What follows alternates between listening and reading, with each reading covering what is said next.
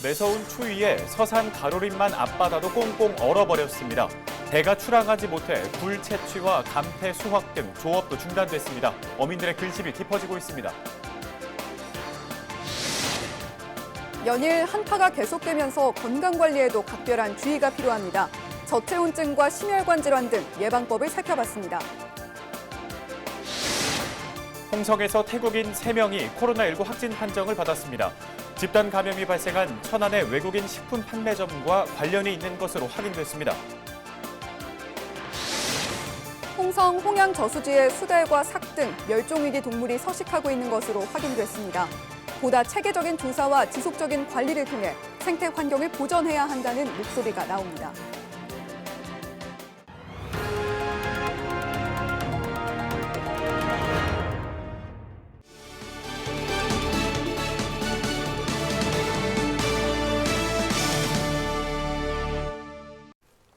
시청자 여러분 안녕하십니까? 헬로티비 뉴스입니다. 수일째 매서운 한파가 이어지고 있는데요. 이혜연 아나운서 혹시 바다가 얼었다는 얘기 들어본 적 있나요? 글쎄요, 서울의 한강이 얼었다는 얘기는 종종 들려오는데 네. 바다가 잘 얼지 않지 않나요? 네, 맞습니다. 바다에는 염분이 있기 때문에 일반 물보다는 얼기가 더 쉽지가 않다고 하는데 충남에서 3년 만에 바다가 얼어붙었다고 하네요. 그만큼 추웠다는 얘기겠죠. 그 어민들도 조업에 차질을 빚고 있다고 하는데요. 정선영 기자가 현장을 다녀왔습니다. 서산 가로림만 앞바다입니다. 선착장 주변이 두꺼운 얼음으로 뒤덮여 있습니다. 이번 주 영하 15도 안팎의 매서운 추위가 이어지면서 바다가 꽁꽁 얼어버린 겁니다. 푸른 물결은 온데간데 없고 하얗게 변한 바다엔 적막감만 감돕니다. 파도 소리와 함께 배도 멈췄습니다. 바다가 얼면서 이곳에 배 30여 척이 얼음에 갇혀 있는데요. 3일째 조업을 못 나가고 있는 상황입니다. 가로림만에선 이맘때 주로 굴과 감태를 수확합니다. 한창 바쁠 시기에 배가 못 나가다 보니 어민들도 꼼짝없이 발이 묶였습니다. 미리 따놓은 것마저 다 떨어지면 앞으로 밀려드는 주문량을 맞출 수 있을지 걱정입니다. 지금 아무것도 못 나가고 아무것도 못 하고 있는데 집에 지금 갖다 놓은 상태만 하고 있어요, 작업을. 지금 주문이 들어온 상태에서 아무것도 못 한 상태니까 좀 그게 걱정되고. 10cm 이상의 두꺼운 얼음 덩어리가 양식장으로 떠내려갈 경우 추가 피해도 우려됩니다. 시설물이 파손되거나 물고기가 저온으로 폐사할 수 있기 때문입니다. 이번 주까지 추위가 강추위라고 하는데 아마 이 정도로 계속 지속된다면 바다는 더 얼 것이고 우리 어민들은 진짜 좀 뭐를 해야 되는지 아주 막막합니다. 바다도 얼린 이번 강추위는 당분간 계속될 것으로 예보된 가운데 어민들의 근심도 깊어지고 있습니다. 헬로티비 뉴스 정선영입니다. 계속되는 한파로 수온이 계속 낮아지고 있는 가운데 충남 해상에 저수온주의보가 경보로 상향됐습니다. 가로림만은 8일 낮 12시를 기준으로 3.1도를 기록했고 천수만은 3.3도로 집계됐습니다. 전남 한평만의 경우 2.2도를 나타내는 등 4도씨 이하의 온도가 3일 이상 지속되며 저수온 정도가 심해지고 있습니다. 해양수산부는 당분간 한파가 계속될 것으로 전망됨에 따라 국립수산과학원 등 관련 기관과 함께 양식장의 저수온 피해를 최소화한다는 계획입니다. 해양수산부는 양식장 피해를 줄이기 위해 먹이를 조절하고 대응 장비를 가동하는 등 어업인들의 관심과 주의를 당부했습니다.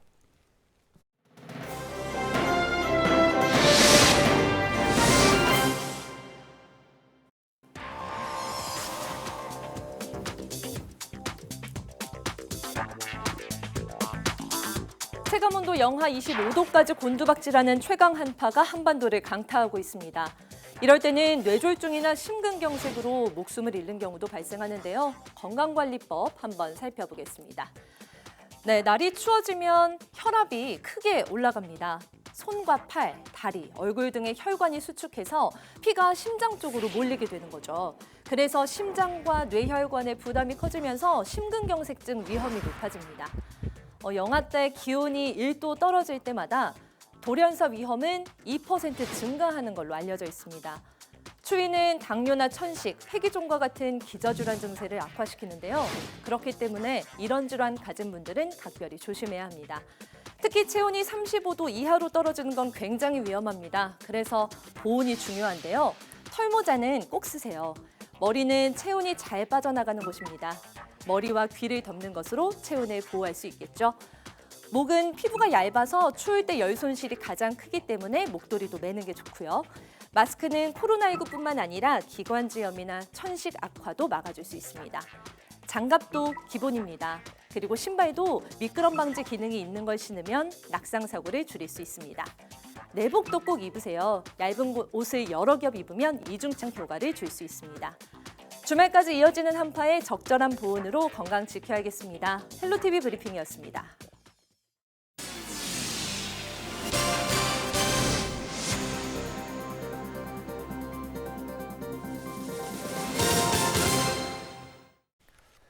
코로나19 소식입니다. 홍성에서 태국인 3명이 코로나19 확진 판정을 받았습니다. 홍성 52번에서 54번 확진자로 집단 감염이 발생한 천안 외국인 식품 판매점 관련 접촉자입니다. 방역당국은 이들이 지난달 27일부터 자가 격리돼 추가 접촉자와 동선은 없다고 밝혔습니다. 이에 따라 8일 기준 천안 외국인 식품 판매점 관련 확진자는 모두 123명으로 늘었습니다. 당진에서 8일 코로나19 확진자 2명이 추가 발생했습니다. 당진 168번 확진자는 당진 이동 거주자로 지난 6일 시내 이비인 후과를 다녀온 것으로 확인됐습니다. 당진 169번 확진자는 읍내동에 살고 있으며 자세한 동선을 파악하고 있습니다. 방역당국은 이들의 접촉자와 동선 등 역학조사가 완료되는 대로 당진시 홈페이지와 SNS 등에 공개할 방침입니다.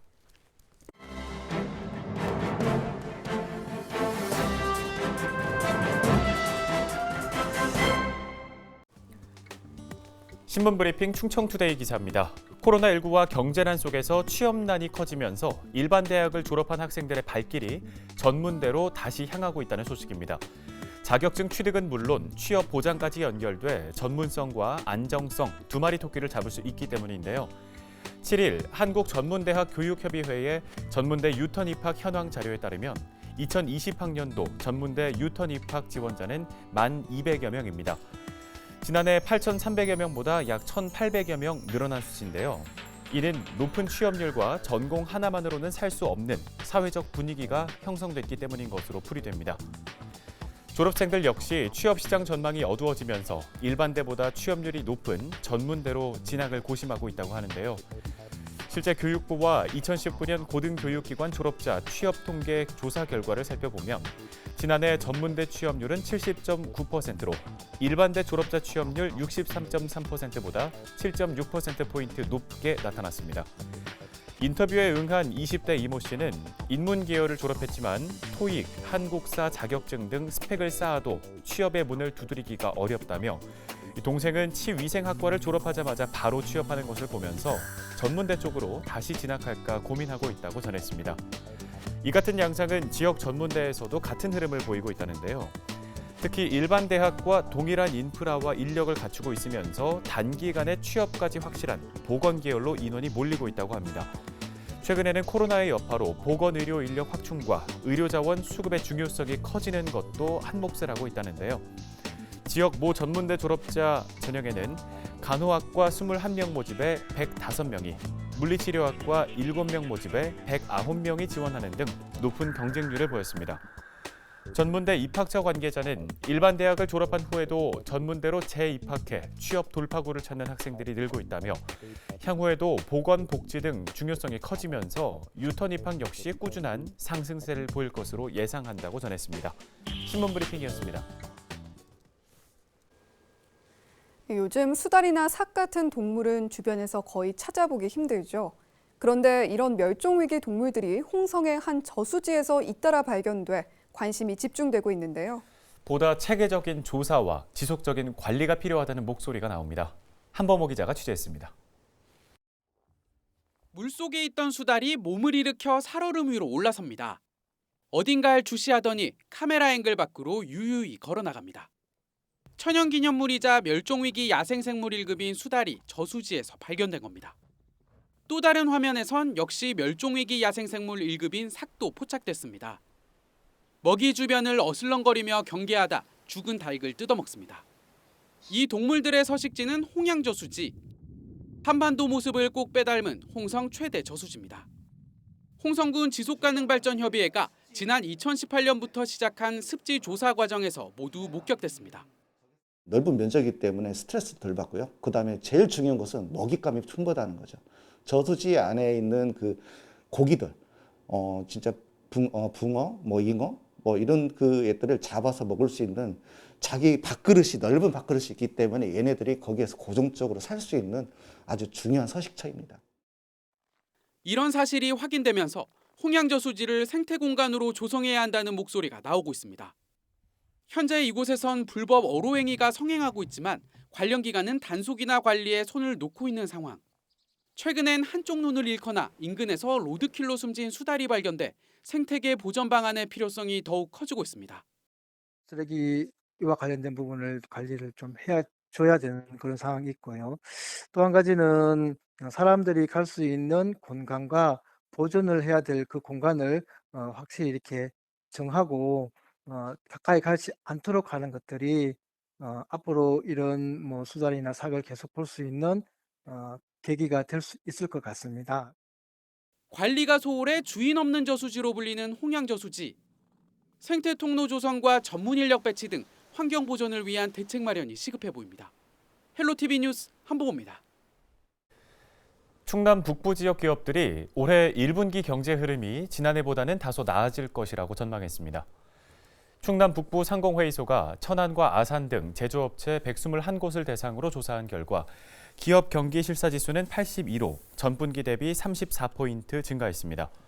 업종별로는 자동차 부품이 88, 기계금속이 86을 기록했고 화학과 전기, 식음료 등이 뒤를 이었습니다. 실사지수는 100을 기준으로 그 이상이면 호전을, 그 이하이면 악화를 나타냅니다. 기업들은 지난해와 비교해 올해 전망을 묻는 질문에 35%가 다소 호전될 것으로 내다봤습니다. 충남 진로융합교육원이 오는 3월부터 공사에 들어갑니다. 충남교육청은 오는 2022년까지 442억 원을 투입해 내포 신도시 산학협력시설 용진내에 진로융합교육원을 건립한다고 밝혔습니다. 진로융합교육원은 학생들의 진학지도를 위한 상담과 정보를 제공하며 교원과 학부모를 대상으로 다양한 연수 프로그램을 운영합니다. 단순 직업체험에서 벗어나 미래 직업에 필요한 핵심 역량을 탐구하고 학교 교육과정과 연계하는 방안도 마련될 방침입니다. 김지철 충남교육감은 학생들이 교육원을 통해 자기 주도적으로 진로를 찾을 수 있도록 지원하겠다고 밝혔습니다. 충남도가 바다 위의 종합병원으로 불리는 병원선을 건조하는 절차에 들어갔습니다. 충남도는 최근 도청에서 병원선 충남 501호 건조 용역 착수 보고회를 열고 120억여 원을 들여 내년 말에 준공하기로 했습니다. 현재 운영 중인 병원선은 지난 2001년 건조돼 20여 년 동안 시군 섬지역 31곳을 돌며 주민 3,600여 명의 건강을 지키는 데 기여해 왔습니다. 하지만 최근 선박 노후화로 안전에 문제가 생기고 수리 비용이 늘어 대체 건조가 시급하다는 지적이 제기되어 왔습니다. 새 병원선에는 물리치료실과 골밀도 측정기 등 새로운 시설이 들어설 계획입니다. 태안군이 내년 정부 예산 목표액을 2,134억 원으로 정하고 확보를 위한 선제적 대응에 나섰습니다. 군은 2022년 정부 예산 확보 전략 보고회를 열고 전략 사업과 현안 사업 추진에 따른 예산 확보 방안을 논의했습니다.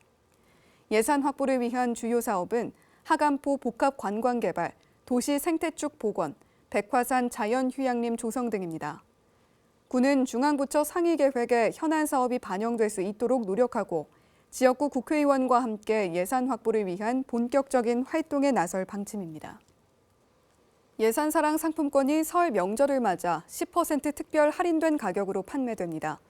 예산군은 지역자금 유출을 막고 소비를 촉진하기 위해 특별 할인 행사를 실시한다고 밝혔습니다. 이에 따라 오는 11일부터 10% 할인된 가격에 상품권을 구매할 수 있습니다.